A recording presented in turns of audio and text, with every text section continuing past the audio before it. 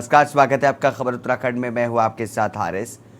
हल्द्वानी में हर महीने के पहले मंगलवार को लगने वाले तहसील दिवस में जनता दरबार केवल औपचारिकता बनकर रह गया है। तहसील दिवस में फरियादी चक्कर काटते रहते हैं, लेकिन उनकी फरियाद का समाधान नहीं होता। मंगलवार को भी हल्द्वानी तहसील में सड़क, बिजली, पानी, पेंशन जैसी महत्वपूर्ण समस्याओं को लेकर के लोगों ने अपनी शिकायत दर्ज कराई, लेकिन जनप्रतिनिधियों का भी यही कहना है कि ये जनता दरबार केवल औपचारिक मात्र रह गया है।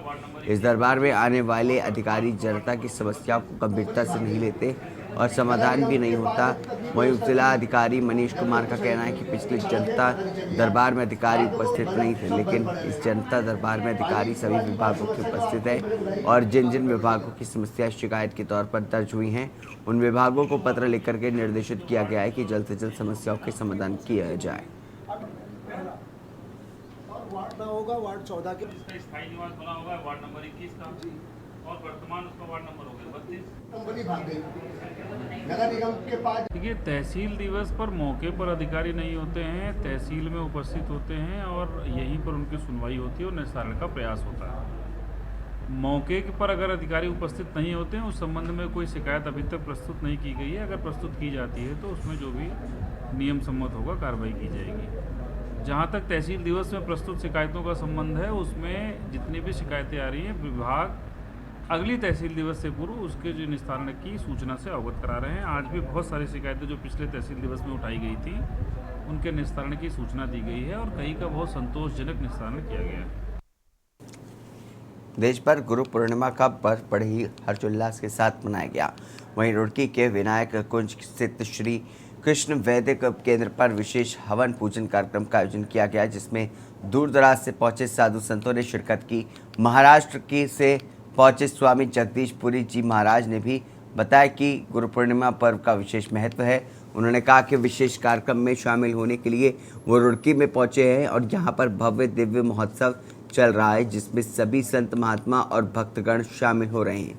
माँ बगलामुखी उपासक आचार्य लोकेश शास्त्री जी ने बताया कि जानकारी देते हुए बताया कि सनातन धर्म में गुरु परंपरा का विशेष महत्व है। संस्थान में विशेष पूजन अनुष्ठान का कार्यक्रम आयोजन किया गया, जिसमें दूर दराज से साधु संत भी पहुंचे हैं। उन्होंने कहा कि देश के कोने कोने के पहुंचे संत साधु के द्वारा विशेष पूजन अनुष्ठान विश्व शांति के लिए किया गया है।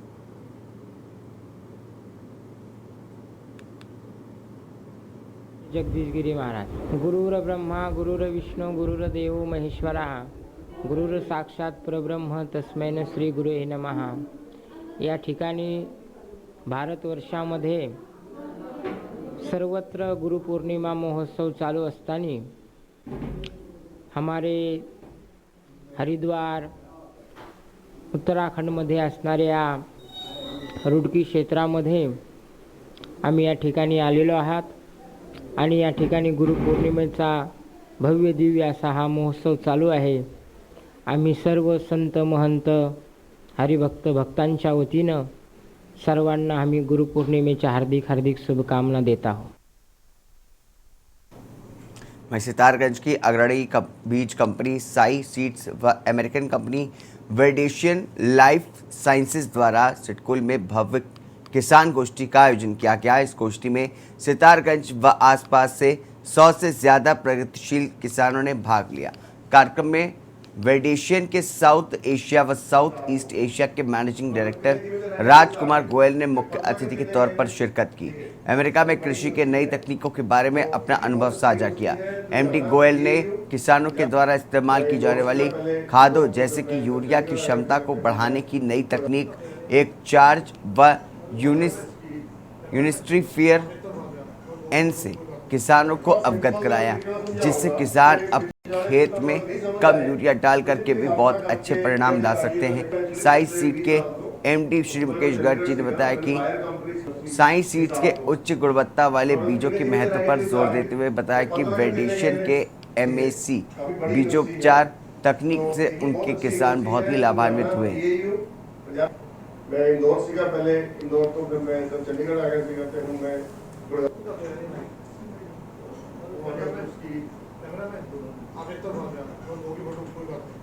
सिंपल तरीका समझाऊंगा कि जाने को तो अगर नहीं समझ आए ਤੁਸੀਂ ਪਲੀਜ਼ ਆਖਣਾ ਕਰਕੇ ਐਸੇ ਕਰ ਲਈ ਤਾਂ ਮੈਂ ਐਕਚੁਅਲੀ ਪਿਛਲੇ 20 ਸਾਲ ਤੋਂ ਉਸ ਤੋਂ ਪਹਿਲਾਂ ਮੈਂ ਚੰਡੀਗੜ੍ਹ ਸੀਗਾ मैंने बायर कंपनी ਸੀ ਹਿਸਾਰ ਤੋਂ ਤੁਹਾਡੇ ਤੋਂ ਕਿੰਨੇ ਜ਼ਿਮੀਂਦਾਰ ਹੈਗੇ ਜੋ ਹਿਸਾਰ ਦੇ ਤੇ 15 ਨਗਰ ਕਿੰਨੇ ਗਏ ਨੇ ठीक है काफी बड़ी यूनिवर्सिटी है तो ये भी बहुत अच्छी यूनिवर्सिटी है लुधियाना PAU पंजाब मैं इंदौर सीगा पहले इंदौर तो फिर मैं जब चंडीगढ़ आ गया सीगा तो फिर मैं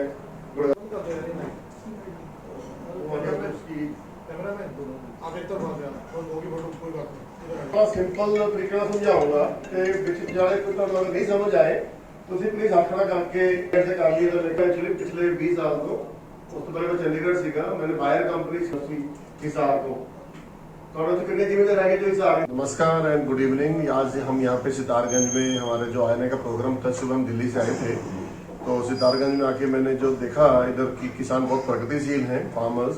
तो हम लोग जो रियली एनयूई के ऊपर काम कर रहे हैं कि न्यूट्रिशन यूज एफिशिएंसी के ऊपर जो हमारी अमेरिकन तकनीक है, जो साइंस है, उसको कैसे हम किसानों के लिए एक फायदेमंद कर सकते हैं। और पिछले 2 साल से हमारी टीम यहाँ काम कर रही थी। मैं पहली बार यहाँ देखने आया तो बड़ा अच्छा लगा कि किसानों ने हमारे जो टेक्निक यूज़ की है और खासकर जो यूरिया के ऊपर जो कोटिंग की न्यूट्रिस्फियर, उससे जो नाइट्रोजन का लॉस है काफ़ी कम हो रहा है। तो पर्पज़ हमारा एक ही है कि हम लोग लागत कम मुनाफा ज़्यादा, कि हम फार्मर्स की जो किसानों की इनकम बढ़ाना चाहते हैं और सही मायने में वो चीज़ हो रही है यहाँ। मुख्यमंत्री पुष्कर सिंह धामी ने नई दिल्ली में प्रधानमंत्री मोदी से भेंट की। इस दौरान सीएम धामी ने पीएम मोदी को बाबा नीम करोली का चित्र और उत्तराखंड का बासमती चावल भेंट किया। मुख्यमंत्री ने उत्तराखंड के विकास में प्रधानमंत्री के मार्गदर्शन के लिए आभार व्यक्त करते हुए कहा कि उनके निर्देशन में Uttarakhand ease of doing business, निवेश प्रोत्साहन, स्टार्टअप क्षेत्र में निरंतर विकास कर रहा है। मुख्यमंत्री ने कहा कि राज्य में राष्ट्रीय एवं अंतर्राष्ट्रीय निवेशकों को राज्य में आकर्षित करने के उद्देश्य से दिसंबर 2023 के द्वितीय सप्ताह में देहरादून में वैश्विक निवेशक सम्मेलन 2023 आयोजित किया जाना प्रस्तावित है। मुख्यमंत्री ने प्रधानमंत्री मोदी को सम्मेलन में बतौर मुख्य अतिथि आमंत्रित करते हुए कहा कि उनके मार्गदर्शन में निवेशक सम्मेलन सफलतापूर्वक संपन्न होगा।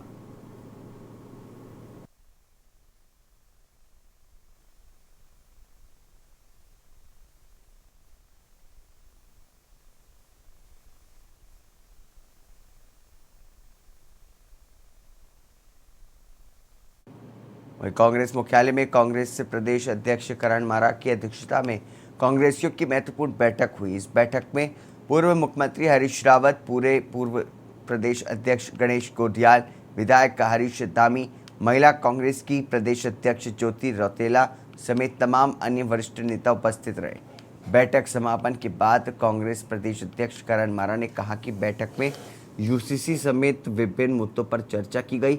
वहीं पूर्व मुख्यमंत्री हरीश रावत ने कहा कि धामी सरकार ने यूसीसी को राज्य में टोटके के रूप में इस्तेमाल किया। धामी सरकार ने यूसीसी का कानून कोई कानून अधिकार नहीं है, इसलिए इसको पढ़ना भी समय खराब करने जैसा है।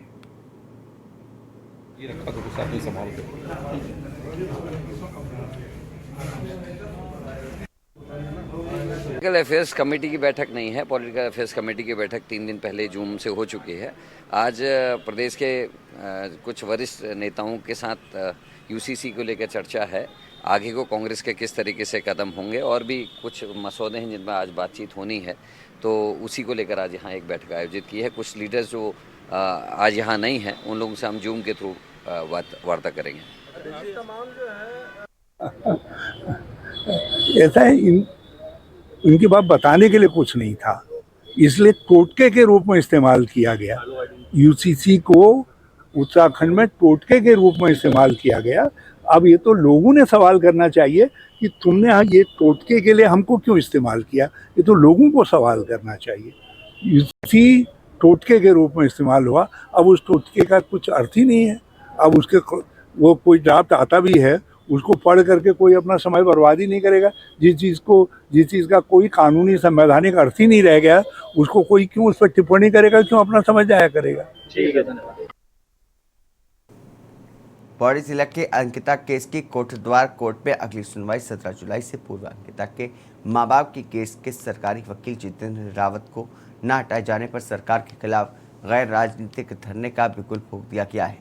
पूर्व कांग्रेस अध्यक्ष गणेश गोतियाल अंकिता के गांव डोब श्रीकोट पहुंचे। उन्होंने अंकिता के मां बाप को आश्वासन दिया कि उनकी सरकार से सरकारी वकील को हटाए जाने की मांग को पूरा करवाने और केस की ईमानदार पैरवी के लिए परिजनों की सहमति से नए वकील को नियुक्त किए जाने समेत अंकिता को न्याय दिलाने के लिए जो भी प्रयास होंगे उनमें से वे स्वयं और कांग्रेस जन हर सीमा तक सहयोग करेंगे।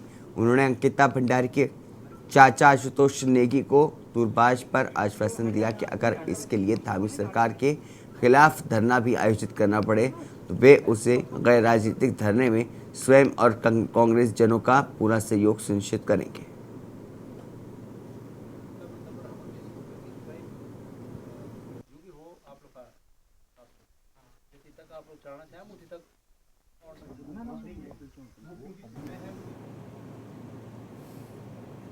हरिद्वार में कावड़ मेले की विधिवत शुरुआत हो गई है। मेले के पहले दिन जिलाधिकारी धीरज सिंह गब्रियाल और एसएसपी ने गंगा पूजन किया और मां गंगा से मेले को सकुशल संपन्न कराने की कामना की। उन्होंने बताया कि मेले क्षेत्र में 12 सुपर जोन, 133 जोन और 153 सुपर जोन में बांट करके अधिकारियों की तैनाती की गई है। कावड़ मेले के पहले दिन यूपी, दिल्ली और हरियाणा समेत अन्य पड़ोसी राज्यों से कावड़िया गंगा जल लेने हरिद्वार पहुंचे और पैदल ही अपने गंतव्यों को रवाना हो गए। महाशिवरात्रि के पर्व पर ये सभी कावड़िए अपने घर पहुंचेंगे और नजदीकी शिवालयों में भगवान शिव का जलाभिषेक करेंगे। फर्स्ट कावड़ है हमारी। हम अजमेर ज़िले, राजस्थान से अजमेर ज़िले के माउसिया ग्राम से आए हैं और ये फर्स्ट कावड़ है हमारी। और लोग हैं आपके साथ? ये 7 लोग हैं हमारे साथ। गाड़ी है, उसमें 2 लोग हैं, खाने पीने की लिए व्यवस्था कर रहे हैं। वो कावड़ मान्यता हम सुन रहे हैं, पुष्कर से पहले ले जाते थे 10 या 11 बार पुष्कर से ले जा चुके हैं और ये अब की बार हमने ठाना है कि हरिद्वार से कावड़ लेके आएंगे। मनोकामनाएं पूरी करते हैं? मनोकामनाएं तो पूर्ण करते ही हैं शिव भोलेनाथ। और सावन में बहुत ही अच्छा लगता है हमें कावड़ ले जाना। इसकी बहुत बड़ी मान्यता है भोलेनाथ। हम 9 साल से आ रहे हैं यहाँ पे। हम लोग 32 लड़के आए हुए हैं बोले यहाँ पे। हमारे पास मटके भी हैं जी, बिस्लेरी भी है जी और झूला कांवड़ भी है बोले। कितनी तारीख को चले रहे हो? हम बोले यहाँ से बोले 4 तारीख को। 8 तारीख में चले थे घर से। 4 तारीख को जल उठाया बोले और 14 तारीख को हम पहुँच जाएंगे पंजाब पटियाला। तो वहाँ कहाँ पर जल चढ़ाओगे? वहाँ पे हमारे मंदिर है सर भोलेनाथ जी का। कितनी आस्था है भगवान की? बहुत बड़ी आस्था है, बहुत बड़ी आस्था है वहाँ पर। हम लोगों ने गंगा मैया से आशीर्वाद मांगा है कि कांवड़ यात्रा हमारी जो स्टार्ट हो गई है अब वो निर्विघ्न रूप से संपन्न हो और सोमवती अमावस्या का जो स्नान होगा बिना किसी परेशानी के अपना पूर्ण हो जाए। और इसके लिए पुलिस और प्रशासन की ओर से हमेशा की बात ही एक परंपरा रही है, जब भी कांवड़ यात्रा शुरू होती है तो हम लोग अपना पूजा अर्चना यहाँ पे घर की पैड़ी में करते हैं। और मुझे पूर्ण विश्वास है कि जितने भी कांवड़ी आएंगे, जिस मनोभाव से आएंगे, जिस जो कामना उनकी होगी तो वो पूर्ण हो और हमारी यात्रा भी सफल हो। छोटे से ब्रेक के लिए, ब्रेक के बाद जल्द हाजिर होंगे। आप देख रहे हैं के न्यूज, खबरों का सारथी। ब्रेक के बाद स्वागत है आपका। खबर उत्तराखंड के हरिद्वार से है, जहां पर सुरक्षा के मद्देनजर लक्सर क्षेत्र में फ्लैग मार्च निकाला गया। जिलाधिकारी और एसएसपी ने फ्लैग मार्च की अगुवाई की। दोनों अधिकारियों के अलावा बड़ी संख्या में तमाम विभागों के अधिकारी भी फ्लैग मार्च में शामिल रहे। बता दें कि कावड़ मेले के दौरान बड़ी संख्या में यूपी से लक्सर होते हुए कावड़िए हरिद्वार गंगा जल लेने जाते हैं। लक्सर में भी प्रशासन द्वारा सुरक्षा के पुख्ता इंतजाम किए गए हैं और आज कावड़ियों के मेले की शुरुआत कल ही हो चुकी है। आपको बता दें कि जिलाधिकारी और एसएसपी ने गंगा पूजन करके पूरे जिले में फ्लैग मार्च निकाला। सैकड़ों की संख्या में गाड़ियों का काफिला नारसन बॉर्डर से मंगलौर लंडोरा होते हुए लक्सर पहुंचा और बाद में सुल्तानपुर होते हुए हरिद्वार की ओर रवाना हो गया।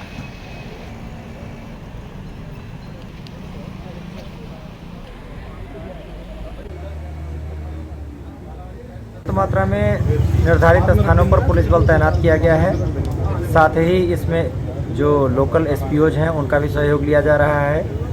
आम लोगों से ये अपेक्षा की जाती है कि वो कांवड़ियों के साथ मधुर तरीके से पेश आएँ और उनका यथासंभव सहयोग सुनिश्चित करें ताकि इस कांवड़ मेले को निर्विघ्न रूप से सुरक्षित और बेहतर तरीके से संपन्न कराया जा सके।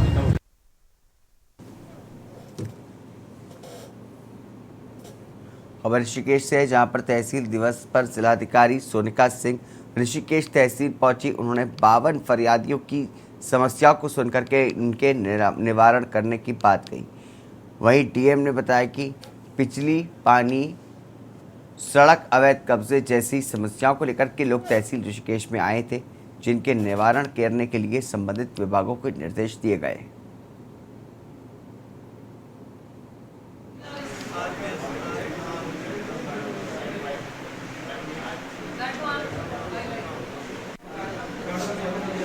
अवैध कब्जे की हैं, कुछ एमडीडीए से रिलेटेड हैं, कुछ बिजली, पानी, सड़कों की भी कुछ ऐसी कंप्लेंट्स हैं जो कि नगर निगम से रिलेटेड हैं और काफ़ी सीरियस हैं, जिसमें जो हमारे नगर आयुक्त हैं उनको मैंने कह दिया है कि अपने लेवल पे, क्योंकि बरसात का सीज़न आ रहा है अभी, तो उनको ठीक करें, रिपेयर करें।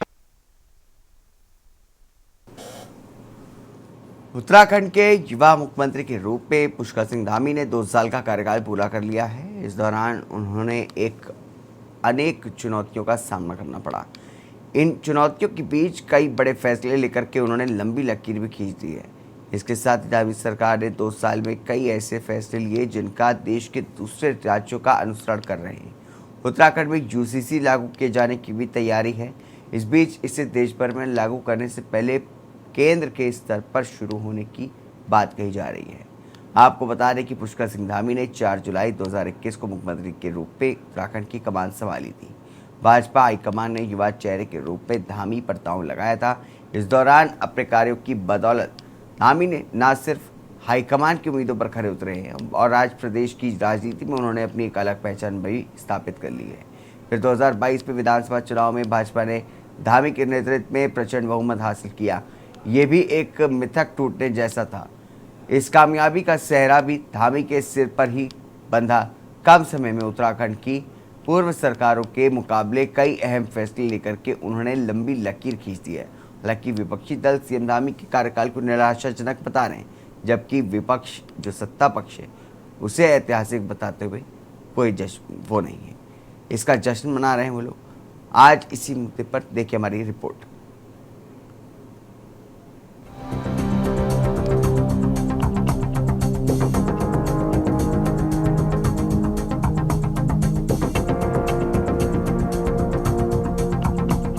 उत्तराखंड के युवा मुख्यमंत्री के रूप में पुष्कर सिंह धामी ने 2 साल का कार्यकाल पूरा कर लिया है। इस दौरान उन्हें अनेक चुनौतियों का सामना करना पड़ा। इन चुनौतियों के बीच कई बड़े फैसले लेकर उन्होंने लंबी लकीर भी खींच दी है। इसके साथ ही धामी सरकार ने 2 साल में कई ऐसे फैसले लिए जिनका देश के दूसरे राज्य का अनुसरण कर रहे हैं। उत्तराखंड में यूसीसी लागू किए जाने की भी तैयारी है। इस बीच इसे देश भर में लागू करने के पहले केंद्र के स्तर पर शुरू होने जा रही है। आपको बता दें कि पुष्कर सिंह धामी ने 4 जुलाई 2021 को मुख्यमंत्री के रूप में उत्तराखंड की कमान संभाली थी। भाजपा हाईकमान ने युवा चेहरे के रूप में धामी पर दांव लगाया था। इस दौरान अपने कार्यों की बदौलत धामी न सिर्फ हाईकमान की उम्मीदों पर खरे उतरे और आज प्रदेश की राजनीति में उन्होंने अपनी एक अलग पहचान भी स्थापित कर ली है। सरकार से लेकर संगठन तक सीएम धामी के कार्यकाल की जमकर सराहना की जा रही है। लोकप्रिय मुख्यमंत्री माननीय पुष्कर सिंह धामी जी के मुख्यमंत्रित्व काल के आज 2 वर्ष का कार्यकाल पूरा हुआ है और ये 2 वर्ष का कार्यकाल उत्तराखंड के इतिहास में स्वर्णिम काल से नाम से जाना जाएगा। उनके इस 2 वर्ष के कार्यकाल में उत्तराखंड को हर एक क्षेत्र में, चाहे विकास की दृष्टि देखें, चाहे अन्य कई विभिन्न आयामों में देखें, तो निश्चित रूप से उत्तराखंड नई ऊंचाइयों को छुआ है। और जिस प्रकार से मुख्यमंत्री जी के द्वारा इन 2 वर्ष के कार्यकाल में बहुत कठोर कदम उठाए गए हैं, वो आगे हमारे उत्तराखंड के भविष्य के लिए जो उन्होंने विजन दिया है कि 2025 तक उत्तराखंड राज्य देश का सर्वश्रेष्ठ राज्य बनेगा, उस दिशा में ये कारगर साबित होने वाला है। आपको बता दें कि समान नागरिक संहिता को लागू करने की दिशा में बढ़ाए कदम। धर्मांतरण विरोधी कानून। उत्तराखंड में देश का सबसे कड़ा नकल विरोधी कानून लागू किया। सरकारी भूमि पर अतिक्रमण के खिलाफ सख्त कार्रवाई। गरीबों को मुफ्त सिलेंडर समेत कई अन्य फैसले सीएम धामी ने लिए। इन्हीं सब फैसलों की बदौलत भाजपा धामी के कार्यकाल को ऐतिहासिक बता रही है। हालांकि विपक्षी दल सीएम धामी के कार्यकाल को निराशाजनक बता रहे हैं। को हमेशा गुलाबी नजर आ रहा होगा और उनके कार्यकर्ता चूंकि घी में छौंक के खा रहे होंगे तो उनको भी माहौल गुलाबी नजर आ रहा होगा, लेकिन वास्तव में हकीकत में उत्तराखंड की धरती आम जनजीवन के लिए बहुत कठोर हो चुकी है। वैसे यूसीसी को ये सरकार धामी जी के मुख्यमंत्री के कार्यकाल के 2 साल जो पूर्ण हुए हैं, जिस पर भारतीय जनता पार्टी बहुत खुश हो रही है और ये भी कह रही है कि सभी प्रदेशों में सबसे लोकप्रिय मुख्यमंत्री धामी जी हैं। तो देखिए, सबसे पहले तो मैं उनको उनके 2 साल के कार्यकाल पूरे होने पर उनको बधाई देता हूं और साथ ही ये जो 2 साल बीते, इन 2 सालों में उत्तराखंड में जो मुख्य घटनाएं घटित हुई, जिन्होंने पिछले 23 वर्षों में उत्तराखंड को सबसे अधिक कलंकित करने का कार्य किया है, जिसमें हमारे सामने ये जो छात्रों पर लाठीचार्ज हुआ, अंकिता भंडारी का जो हत्याकांड हुआ, ये 2 मामले इतने जबरदस्त हुए धामी जी के कार्यकाल में, जिन्होंने पहले सभी सालों में हुए जितने भी चीज़ें थी उन सबको ढकने का काम किया। इतने बड़े ये कांड हुए हैं। कुल मिलाकर सीएम धामी ने मुख्यमंत्री के रूप में 2 साल का कार्यकाल पूरा कर लिया है। निश्चित ही भाजपा सीएम धामी के कार्यकाल को ऐतिहासिक बताएगी।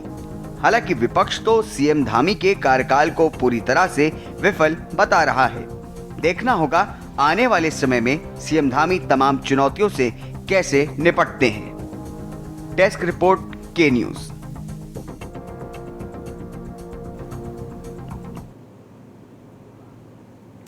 इसी के साथ उत्तराखंड की खबरों में बस इतना ही। दीजिए इजाजत, नमस्कार। आप देख रहे हैं के न्यूज़, खबरों का